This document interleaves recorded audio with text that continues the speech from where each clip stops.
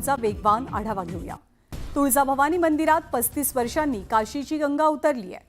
मंदिरातल्या गोमुखातनं पुन्हा पाणी येण्यास सुरुवात झाली आहे। गोमुखाला पुरातन रूप देण्याचं काम सुरू असताना बंद असलेला 24 तास वाहणारा जिवंत तुळजाभवानी मंदिर गाभाऱ्यातील महिलांचा प्रवेश आणि दर्शनावरनं भोपे पुजारी आणि पाळीकर पुजारी यांच्यात वाद पेटला। पाळीकर पुजाऱ्यांच्या महिलांना देवीचे चरणस्पर्श करू देण्यास भोपे पुजाऱ्यांनी विरोध केलाय। वर्धा जिल्ह्यातील 78 शाळांमधील पाणी दूषित असल्याचा अहवाल मिळालाय। पाण्यामध्ये क्लोरिफॉर्म बॅक्टेरियाचं प्रमाण जास्त असल्याची धक्कादायक माहिती मिळाली आहे। त्यामुळे तातडीनं आवश्यक उपाययोजना करण्याच्या सूचना जिल्हा परिषद प्रशासनाच्या वतीनं दिल्या गेल्या आहेत। गर्भलिंग निदान विरोधी कायदा अधिक बळकट करण्याबाबत केंद्राकडून राज्यांना सूचना करण्यात आल्याची माहिती आरोग्य मंत्री प्रकाश आंबेडकरांनी दिली आहे। गर्भलिंग निदान चाचणी होत असेल तर याबाबतची माहिती देणाऱ्या खबऱ्यांना 1 लाख, तसंच स्वतः गर्भवती महिलेनं याची माहिती दिली तर 1 लाख रुपयांचं सहकार्य सरकारकडून दिलं जाईल अशी घोषणा आरोग्य मंत्र्यांनी केली आहे। सिंधुदुर्ग जिल्ह्यामध्ये तिलारी धरणाचा डावा कालवा फुटून लाखो लिटर पाणी वाया जात आहे। दरम्यान शेतकऱ्यांच्या शेतात पाणी शिरल्यामुळे शेतकरी आक्रमक झाले, तर रस्त्यावर पाणी साचल्यानं वाहतुकीला अडथळा निर्माण होतोय। सोबतच 70% शेतकऱ्यांना पाणी टंचाईचा सामना करावा लागतोय। जळगावच्या 40 गावमध्ये नगरपालिकेकडनं कर थकवणाऱ्या 2500 थकबाकीदारांना नोटीस बजावली गेली। कर न भरणाऱ्यांची मालमत्ता जप्त करावी असा इशारा पालिकेकडनं दिला गेलाय। बुलढाणा जिल्ह्यातील खामगावसह राज्यात तब्बल 21 नवीन जिल्ह्यांची निर्मिती होणार असल्याच्या काही बातम्या गेल्या अनेक दिवसांपासून व्हायरल होत आहेत। नवीन 21 जिल्ह्यांच्या निर्मितीवरती मंत्रिमंडळ स्तरावर कोणतीही चर्चा झालेली नाही असं म्हणत आकाश पुणकर यांनी जिल्हा निर्मितीच्या चर्चांना पूर्णविराम दिलाय। रायगडच्या श्रीवर्धनमध्ये बांधकाम विभागातील उपअभियंत्याला लाच घेताना अटक झाली। लाचलुचपत प्रतिबंधक विभागानं 10,000ची लाच घेताना अभियंत्याला अटक केली आहे। समाज कल्याण विभागातील बिल मंजूर करण्यासाठी आरोपीनं लाच मागितलेली। चंद्रपूरच्या ट्रान्झिट ट्रीटमेंट सेंटरमधील 4 पैकी 2 बिबट्यांची बर्ड फ्लूची टेस्ट पॉझिटिव्ह आली आहे। भोपाळच्या National Institute of High Security Animal Diseases या संस्थेनं हा अहवाल दिलाय। मावळच्या वडगाव वाघवाडी गावात बिबट्याची दहशत पसरली आहे। पाळीव प्राण्यांवरती बिबट्या हल्ले करत असल्यानं परिसरात भीतीचं वातावरण पाहायला मिळत आहे। कुडाळ नगरपंचायत पोटनिवडणुकीत भारतीय जनता पक्षाच्या प्राजक्ता बांदेकर विजयी झाल्या। महाविकास आघाडीच्या नगरसेविका श्रुती वर्दम यांनी महाविकास आघाडीच्या उमेदवार यांना मतदान न करता भारतीय जनता पक्षाच्या प्राजक्ता बांदेकरांना मतदान केल्यामुळे भाजपचा विजय झाला। परभणीमधल्या गंगाखेड शहरापासून 5 ते 6 किलोमीटर अंतरावर असलेल्या नगरपालिकेच्या डम्पिंग ग्राउंडला वारंवार आग लागल्याच्या घटना घडत असल्यानं परिसरातलं प्रदूषण वाढलंय। याकडे नगरपालिका प्रशासनानं लक्ष देत कचऱ्याची व्यवस्थित विल्हेवाट लावावी अशी मागणी नागरिकांनी केली आहे। परभणी गंगाखेड हायवेवरती असलेल्या दैठणा गाव आणि परिसरातील मुख्य रस्त्यावरील लाईट गेल्या काही दिवसांपासून बंद आहे। त्यामुळे या ठिकाणी अपघात होण्याची शक्यता वाढली आहे। लवकरात लवकर पथदिवे सुरू करण्याची मागणी नागरिकांनी केली आहे। चंद्रपूर महाऔष्णिक वीज केंद्राच्या कोयना गेट परिसरात अस्वलांचा संचार पाहायला मिळाला। काही दिवसांपूर्वी एका ट्रक चालकावरही अस्वलीनं हल्ला केला होता, त्यामुळे परिसरात दहशत माजली आहे। अमरावतीच्या रहाटगावमध्ये जनावरांची अवैध वाहतूक करणाऱ्या 4 चाकी वाहनाची गोरक्षकांनी तोडफोड केली। या वाहनामधनं 13 जनावरांची अवैध वाहतूक केली जात होती। धाराशिवमध्ये सोयाबीन खरेदी केंद्रावर शेतकऱ्यांनी मोठी गर्दी केली आहे। बाजार समितीच्या तुलनेत 900 रुपये अधिकचा भाव मिळत असल्यानं खरेदी केंद्रावरती शेतकऱ्यांच्या रांगा लागल्या आहेत। सांगोल्याच्या कमलपूरमध्ये शालेय पोषण आहाराच्या तांदळात उंदराच्या लेंड्या आढळून आल्याचा धक्कादायक प्रकार घडला। दरम्यान संबंधित ठेकेदाराच्या विरोधात गुन्हा नोंदवावा अशी मागणी सामाजिक कार्यकर्त्यांनी केली आहे। यवतमाळच्या जवाहरनगर, भारी आणि मुरझडी या गावातील गावकऱ्यांनी अवैध दारूभट्ट्या नष्ट केल्या। पोलीस प्रशासन कारवाई करत नसल्यानं गावकरी आक्रमक झालेत। हिंगोलीच्या केंद्रा, खुर्द आणि हिवरा गावात वन्य प्राण्यांकडनं शेतातल्या पिकांची नासाडी केली जाते। वन्य प्राण्यांचा बंदोबस्त करण्याची मागणी शेतकऱ्यांनी केली आहे। अहिल्यानगरच्या कोल्हारमधील प्रवरा नदीपात्रात कचऱ्याचं साम्राज्य पाहायला मिळतंय। नदीच्या प्रदूषणामुळे नागरिकांचं आरोग्य धोक्यात आलंय। प्रशासन या समस्येकडे दुर्लक्ष करत असल्याचा आरोप होतोय। सिंधुदुर्ग दौऱ्यादरम्यान मंत्री आशिष शेलार यांचा सिंधुदुर्ग जिल्हा मध्यवर्ती बँकेच्या कार्यालयात सत्कार केला गेला. कोकणात नारळ उत्पादन कमी झाल्यामुळे नारळाच्या किमती वाढल्यात. सध्या वेंगुर्ले या नारळाच्या मुख्य बाजारात एक नारळ प्रति नग 35 ते 40 रुपयांना मिळतोय. सिंधुदुर्गातील वारंग, तुळसुली, बांबरवाडी इथे गव्याच्या कळपानं हैदोस घातला. काजूबाग, कलिंगड आणि चवळी पिकांची नासधूस केल्यामुळे शेतकऱ्यांचं प्रचंड नुकसान झालंय. गव्यांचा बंदोबस्त करण्याची मागणी शेतकरी करतात.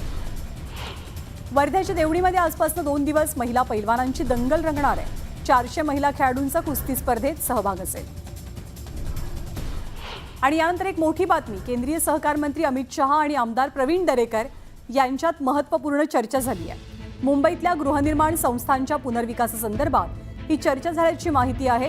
स्वयं पुनर्विकासाला चालना देण्यासाठी अट शिथिल करण्याची प्रवीण दरेकरांची प्रमुख मागणी आहे आणि येत्या 15 दिवसात बैठक घेत ही मागणी मान्य केली जाईल असं आश्वासन अमित शहांनी दिल्याचं कळतंय. स्वयं पुनर्विकासाला दिलेला निधी हा फक्त ग्रामीण भागापुरता मर्यादित आहे. शहरी भागाचाही त्यामध्ये समावेश करावा अशी मागणी प्रवीण दरेकरांनी केली.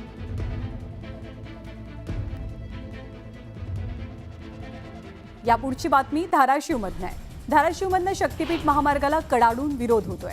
दरम्यान मराठवाडा शक्तीपीठ महामार्ग बाधित शेतकरी कृती समितीच्या वतीनं जिल्हाधिकारी कार्यालयासमोर धरणं आंदोलन केलं.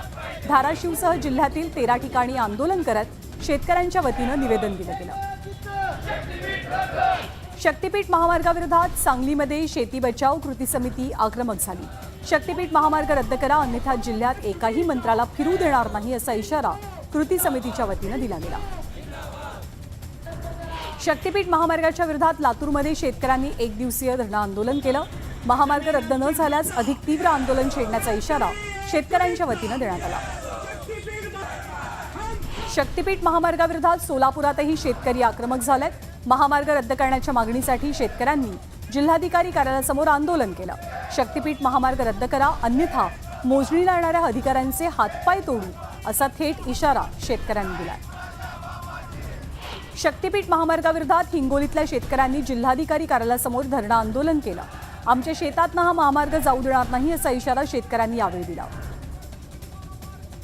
मालेगावमध्ये सहकार परिषदेच्या कार्यक्रमात गृहमंत्री अमित शहा उपस्थित होते. यावेळी शहांनी शरद पवारांवर हल्लाबोल केला. शरद पवार 10 वर्ष देशाचे कृषी मंत्री होते आणि कृषी मंत्री असताना पवारांनी शेतकऱ्यांसाठी आणि साखर उद्योगासाठी काय केलं असा सवाल त्यांनी विचारला. मालेगावच्या कार्यक्रमात अमित शहा आणि छगन भुजबळ एकाच मंचावर आले. या कार्यक्रमात भुजबळांना शहांच्या शेजारी स्थान मिळालं. गेल्या काही दिवसांपासून भुजबळ नाराज आहेत अशी चर्चा आहे. दरम्यान दोघेही एकाच मंचावर आल्यामुळे राजकीय वर्तुळात चर्चा रंगू लागल्यात. केंद्रीय गृहमंत्री अमित शहांनी स्वतःजवळ बोलावून बाजूच्या खुर्चीवरती बसवलं, हा त्यांचा मोठेपणा. या शब्दात छगन भुजबळांनी अमित शहांचं कौतुक केलं. राजकारणाबद्दल कोणतीच चर्चा झाली नसल्याचं भुजबळांनी सांगितलं. अमित शहांनी त्र्यंबकेश्वराच्या मंदिरात दर्शन घेतलं. यावेळी विधिवत पूजा करत त्यांनी प्रार्थना केली. पुण्यातल्या कार्यक्रमापूर्वी शरद पवार आणि अजित पवार यांच्यात एक बैठक पार पडली. अजित पवारांनी आपल्याशी एका प्रकल्पाबाबत चर्चा केली. आमच्यात राष्ट्रवादी पक्षाबाबत कोणतीही चर्चा झाली नसल्याचं पवारांनी सांगितलं. आदित्य ठाकरेंवर चंद्रशेखर बावनकुळेंनी टीका केली आहे. आदित्य ठाकरे बालिश असून त्यांना अजूनही सरकार कळलेलं नाही अशी टीका बावनकुळे करतात. 2 वर्ष आदित्य ठाकरे पर्यटन मंत्री होते, पण ते पर्यटनच करत राहिले. सरकारचा मूळ गाभा त्यांना कळलाच नाही असा टोला बावनकुळेंनी लगावला. सांगलीच्या जत तालुक्यातील संखमध्ये बसवराज पाटील यांच्या पूर्णाकृती पुतळ्याचं शरद पवारांच्या हस्ते उद्घाटन झालं. जयंत पाटील, कर्नाटकचे मंत्री शिवानंद पाटील यांच्या उपस्थितीत कार्यक्रम पार पडला. मनोज जरांगे पाटील न्यूज 18 लोकमतच्या मुलाखतीत भावूक झाले. उपोषणाच्या आधी कुटुंबाला भेटलात का हा प्रश्न विचारताच त्यांच्या डोळ्यात अश्रू आले. कुटुंबापेक्षा समाज आपल्याला अधिक जवळचा आहे अशी भावना जरांगेंनी यावेळी बोलताना व्यक्त केली. मराठा आरक्षणासाठी मनोज जरांगे पाटील उद्यापासून पुन्हा एकदा उपोषण करतात. यावेळी त्यांनी राज्याचे मुख्यमंत्री देवेंद्र फडणवीसांवर थेट निशाणा साधला. फडणवीसांना आरक्षण द्यावंच लागेल असं जरांगे पाटील म्हणाले. ऑपरेशन टायगरची सुरुवात रत्नागिरीपासून झाली. त्यामुळे रत्नागिरी जिल्हा परिषदेवरती शिवसेनेचा झेंडा फडकेल. 2/3 अधिक जागा शिवसेनेला मिळतील असा विश्वास उदय सामंतांनी व्यक्त केला. दाओसच्या परिषदेतनं परतल्यावरती उद्योगमंत्री उदय सामंतांचं रत्नागिरीत आगमन झालं। यावेळी युवा सेनेकडनं सामंतांचं जंगी स्वागत करण्यात आलं। महाराष्ट्रात गुंतवणुकीची गेल्या 2 वर्षांची परंपरा मुख्यमंत्र्यांनी कायम राखली याचं समाधान आहे, अशी प्रतिक्रिया उदय सामंत यांनी दिलेली आहे। पुढच्या 7 ते 8 दिवसात मोठी उलथापालथ होईल। उबाठामधील सर्व पदाधिकारी टप्प्याटप्प्यानं शिवसेनेत येतील असा दावाही त्यांनी केला आहे। औरंगजेब फॅन क्लबचे अध्यक्षाचा उल्लेख करत चित्रा वाघांनी उद्धव ठाकरेंवरती हल्लाबोल केला। उद्धव ठाकरेंना अचानक हिंदुत्व आठवलं। तुम्हाला हवं तेव्हा हिंदुत्वाचा मुखवटा लावता आणि एरवी तो खुंटीवरती टांगून ठेवता असा घणाघात चित्रा वाघांनी केला।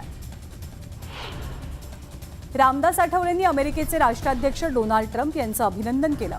आमच्या दोघांचा रिपब्लिकन पक्ष एकच आहे असं म्हणत त्यांनी ट्रम्प यांचं अभिनंदन केलं आणि फटकेबाजी सुद्धा केली। भोंग्यांसंदर्भात दिलेल्या निर्णयानंतर आमदार नितेश राणेंनी न्यायालयाचे आभार मानले। कायद्याचं उल्लंघन करताना कुणी दिसलं तर त्याच्यावर कारवाई केली जाईल असा इशारा राणेंनी दिलाय। गोंदिया जिल्हा परिषदेच्या इतिहासात पहिल्यांदाच अध्यक्ष आणि उपाध्यक्ष पदाची निवड बिनविरोध पार पडली। भाजपच्या लायकराम भेंडारकर यांची अध्यक्षपदी तर राष्ट्रवादीच्या सुरेश हर्षे यांची पुढच्या 2.5 वर्षांसाठी उपाध्यक्ष म्हणून निवड झाली आहे। सरसंघचालक मोहन भागवत यांनी भिवंडीच्या ब्राह्मणवाडीत एका स्वयंसेवकाच्या घरी जात स्नेहभोजन केलं। यावेळी 1.25 तास त्यांनी कुटुंबियांसोबत वेळ घालवला आणि आपुलकीनं त्यांची विचारपूस केली। पुण्यामध्ये अंमली पदार्थ विरोधी पथकानं मोठी कारवाई केली आहे। कारवाईत आरोपीकडनं 40 किलो गांजासह कोकेन आणि ड्रग्ज असा 84 लाखांचा मुद्देमाल जप्त झालाय। पुण्यातील राष्ट्रीय आणि खासगी बँकांमध्ये मराठी भाषेचा वापर करण्याची मागणी मनसेनं केली। पुण्यातल्या 9 बँकांना मनसेनं निवेदन दिलंय। बँकेत कर्मचाऱ्यांनी खातेधारकांशी मराठीतनं संवाद साधावा आणि इतर सेवा मराठीत देण्याची मागणी निवेदनातनं केली गेली आहे। पुण्याच्या नांदेड गावात गिलेन बॅरी सिंड्रोम या आजाराचे सर्वाधिक रुग्ण आढळले आहेत। दरम्यान दूषित पाण्यामुळे हा आजार होत असल्याचा दावा गावकऱ्यांनी केलाय। गावाला ज्या विहिरीतनं पाणी पुरवठा केला जातो त्या विहिरीत अनेक दिवसांपासून दूषित पाणी येत असल्याचा आरोप गावकऱ्यांचा आहे। दिव्यामध्ये घंटागाडी चालकाने एका 80 वर्षीय वृद्धाला फरफटत पुढे नेलं। या अपघातात वृद्धाचा दुर्दैवी मृत्यू झालाय। दरम्यान घंटागाडी चालकावरती गुन्हा दाखल करावा अशी मागणी शिवसेना उबाठाकडनं केली जाते। नेरळवरनं माथेरानला जाणाऱ्या घाटात एका गाडीला अचानक आग लागली। या आगीमध्ये कार पूर्णतः जळून खाक झाली आहे। प्रसंगावधान राखत कारमधील प्रवासी खाली उतरल्यामुळे मोठी दुर्घटना टळली। पुण्यात माजी उपमहापौर आबा बागुल यांचा मुलगा हेमंत बागुलनं एका दुचाकीस्वाराला मारहाण केली। कारला धक्का लागला म्हणून बागुल यांनी मारहाण केली। सगळा प्रकार सीसीटीव्हीत कैद झालाय। सोलापूरच्या माणगाव येथील महिला सरपंच शिवकन्या मिरगणे यांनी सरकारला आत्मदहनाचा इशारा दिला। विविध विकास कामांसाठी मंजूर झालेल्या निधीचं बिल न मिळाल्यानं सरपंच शिवकन्या यांनी प्रजासत्ताक दिनी आत्मदहनाचा इशारा दिलाय। मुंबईतल्या मंत्रालयासमोर एका तरुणानं झाडावरती चढत आंदोलन केलं। सुमित सोनवणे असे या तरुणाचं नाव असून ग्रामपंचायतीमध्ये झालेल्या घोटाळ्यासंदर्भात कारवाई करावी अशी मागणी त्यांनी केली आहे।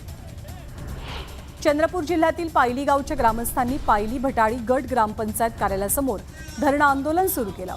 कोळसा खाणीमुळे बाधित झालेल्या गावाचं पुनर्वसन होणार आहे, मात्र ग्रामस्थांनी केलेल्या 111 जमीन रजिस्ट्री ग्रामसचिवांनी रोखून धरल्या। बीड जिल्हाधिकारी कार्यालयासमोर एका अत्याचार पीडितेनं न्यायाच्या मागणीसाठी उपोषण सुरू केलंय। आरोपी हा सुरेश धसांच्या जवळचा कार्यकर्ता असल्याचा आरोप संबंधित महिलेचा आहे। गोंदियामध्ये दिव्यांग बांधवांनी जिल्हाधिकारी कार्यालयावरती धडक मोर्चा काढला। मानधनामध्ये वाढ करण्यासह विविध मागण्यांसाठी दिव्यांग बांधव आक्रमक झाले। शेतकऱ्यांच्या कर्जमाफीसाठी बुलढाण्याच्या पळशी गावात स्वाभिमानी शेतकरी संघटना आक्रमक झाली। कर्जमाफीच्या मागणीसाठी टॉवरवरती चढत आंदोलन करण्याचा इशारा स्वाभिमानी शेतकरी संघटनेनं दिला होता। दरम्यान टॉवरवरती चढण्यापूर्वी या कार्यकर्त्यांना ताब्यात घेतलं गेलं। वाल्मिक कराडचा आणखी एक व्हिडिओ समोर आलाय। कराडला उपचारासाठी बीड जिल्हा रुग्णालयात दाखल केलंय। वॉर्डातील सर्व रुग्णांना दुसरीकडे हलवलं गेलंय। त्या ठिकाणी पोर्टेबल सीसीटीव्ही तात्पुरत्या स्वरूपात लावल्याचा दावा पोलिसांनी केलेला आहे। बुलेटिनमध्ये आपल्याला